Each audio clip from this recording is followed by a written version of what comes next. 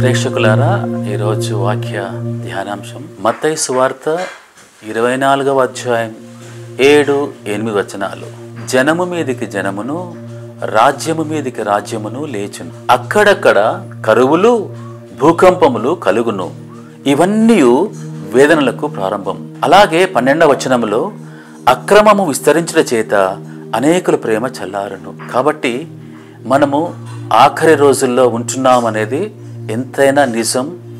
దానికి కావలసిన ఉదాహరణలు మనము చూస్తున్నాం. మీరు ఈ వాక్యాన్ని నమ్మాల్సిన అవసరం లేదు, కానీ నేను మీకు చెప్పాల్సిన బాధ్యత నాకుంది.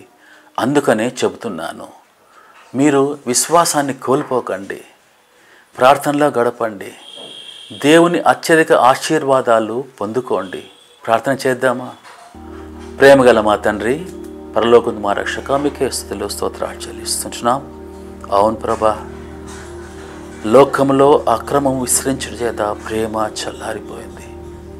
జనములకు జనము, రాజ్యం మీదకి రాజ్యము మేము చూస్తున్నాం. వీటన్నిటి నుండి మాకు విడుదల దయచేయండి. మీరు మాకు తోడుగా ఉండండి. మా జీవితాలను మీరు కట్టండి ప్రభా. మా కుటుంబాలను మీరు లేపండి ప్రభా.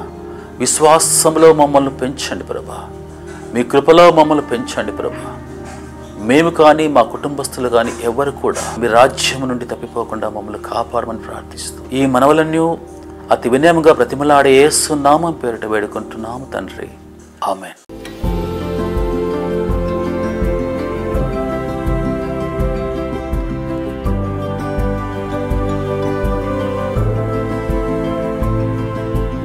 ఈ సందేశం మీకు ఆశీర్వాదకరంగా ఉంటే దయచేసి ఈ ఛానల్ను లైక్ చేసి, షేర్ చేసి, సబ్స్క్రైబ్ చేసుకోండి. అలాగే బెల్ ఐకాన్ మీద క్లిక్ చేయండి. కొత్త వీడియో వచ్చినప్పుడు మీకు నోటిఫికేషన్ వస్తుంది. Thank you friends.